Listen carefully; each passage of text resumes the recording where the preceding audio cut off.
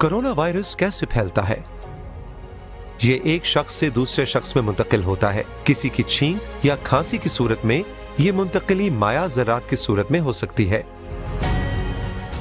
ये वायरस के मरीज की छुई हुई जगह या सतह को छूने और हाथ को मुंह, नाक या आंखों को लगाने से सेहतमंद लोगों में मुंतकिल हो सकता है। कोरोना से डरना नहीं, लड़ना है।